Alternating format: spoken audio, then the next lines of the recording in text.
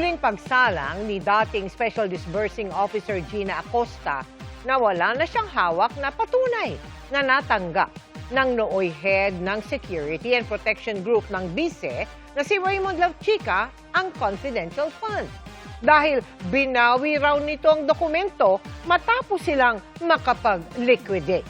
Nakatutok live si Sandra Aguinaldo. Sandra?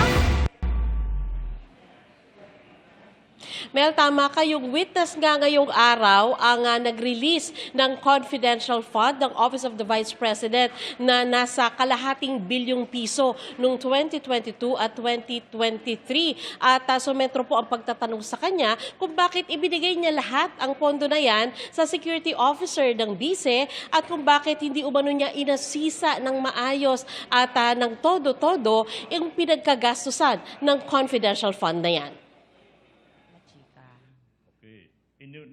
Sa muling pagsalang ni Special Disbursing Officer Gina Acosta sa witness stand, tinanong siya ng prosecution bakit niya binigay ang kabuang kalahating bilyong pisong cash kay Colonel Raymond Dante Lavchica, ang nooy pinuno ng Vice Presidential Security and Protection Group, kahit na hindi ito sakop ng Fidelity Bond. Ito yung insurance na kinukuha bilang proteksyon sakaling mawala ang pera.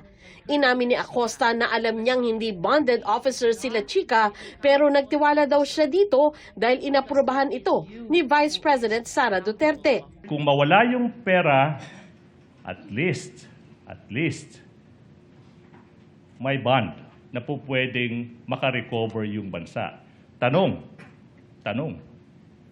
si Colonel Lavchica ba nag-post ng Fidelity Bond? Si security officer na si Colonel Lavchica, dili po siya banded, Your Honor. Pero ang accountable pa rin, Your Honor, ako gihapon, Your Honor. Nirelease ko po kay Colonel Lavchica, Your Honor, kasi siya po ang tinalaga ng Vice Presidente na siya po ang security officer, Your Honor. Lumabas din sa pagdinig, wala na ngayong hawak si Acosta na patunay na na-receive ni Lavchica ang confidential fund dahil binawi raw nito ang dokumento matapos silang makapag-liquidate. May dokumento kayo now na ipapakita in an impeachment trial sa harap ng ating mga senator judges, sa harap ng taong bayan na tinanggap nga ni Colonel Lavchica yung 125 million pesos galing sa iyo. Binawi po niya, Your Honor. Hindi po ba kakaiba, unusual, na yung acknowledgement receipt babawiin ng taong pinagbigyan mo ng pera? You don't find it unusual? Objection, Your Honor. Argumentative. Sustained. Kindly Yes, Your Honor. reform, counsel. Inungkat ni Ligutan kung ganito din ba ang gawain ni Acosta nung disbursing officer pa siya sa Davao City. Aniya, nakatanggap ang syudad ng 460 million pesos na confidential fund kada taon mula 2019 hanggang 2022 o kabuang 1.8 billion pesos. Ito yung modus operandi nyo, binibigay mo yung confidential funds sa isang security officer, may acknowledgement receipt, pero binabawi ng pinagbigyan mo yung acknowledgement receipt, kaya hindi mo hawak. Tama po ba sa Davao City? I will have to recall, Your Honor, kay matagal na po Yes, kasi okay. yun.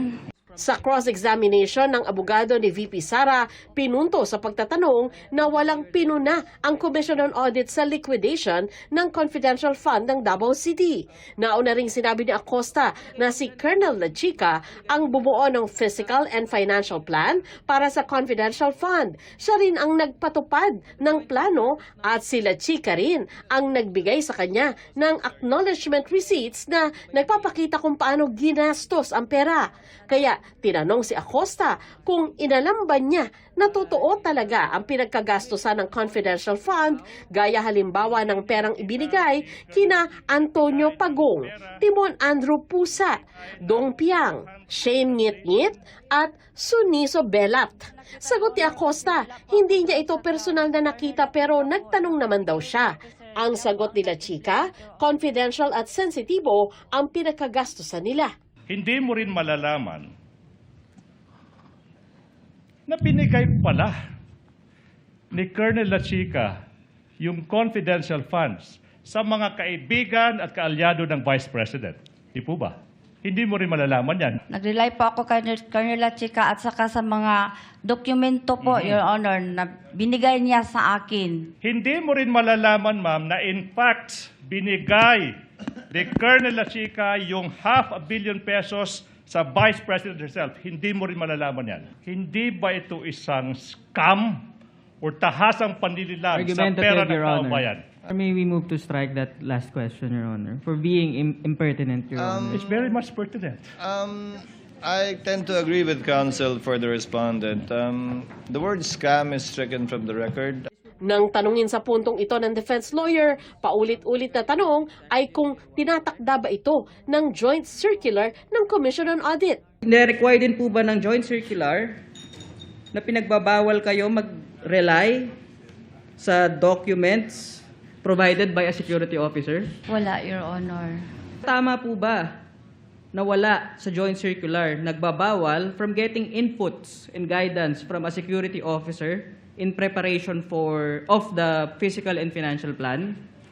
Sa pagkaintindi ko po, wala pong pagbabawal doon. Punto rin ng depensa, wala daw maling ginawa si Acosta sa pagpirma sa certification na nagsasabing na gastos ng wasto ang confidential fund. May template daw kasi ang form alinsunod sa circular kaya limitado lang din ang pwede niyang gawin.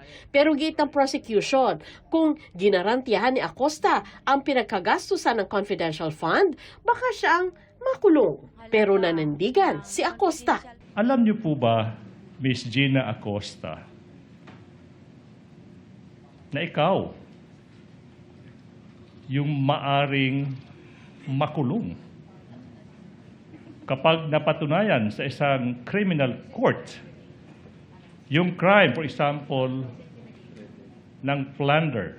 Ako ang accountable officer. Siya po ang i-appoint, Your Si Ma'am, I Honor. memorize Sa paulit-ulit na pagsasabi ni Acosta na dumepende lamang siya kay La Chica sa mga detalye ng confidential activities ng OVP, tinanong siya ng prosecution kung tingin niya bakit siya ang ginawang special disbursing officer ng OVP. Hindi ko alam po, Your Honor, kung bakit ako po ang kinuha ng Vice Presidente as SDO. Hindi po ba naging SDO ka because you follow orders blindly? Hindi ko alam, Your Honor. Basta ako, ginagawa ko lang, Your Honor, ang akong pagiging SDO, Your Honor. Mel, bukas ay pagpapatuloy po ang pagdinig alas 10 ng umaga. Pero Mel, pinag-uusapan na rin po dito yung posibilidad na ilipat na po muli ang pagdinig sa hapon. Mel? Maraming salamat sa iyo, Sandra Aguinaldo.